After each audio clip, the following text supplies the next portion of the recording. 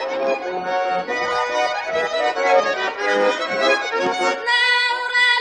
Урале, по-уральски мы живем, с ветерком у нас погода и работа с огоньком. Мы и трудимся на славу, и гуляем от души, и девчонки загляденье, и ребята хороши. Право слово, нам дело, приезжайте на Урал, никуда того не сманешь, кто Урал как повидал.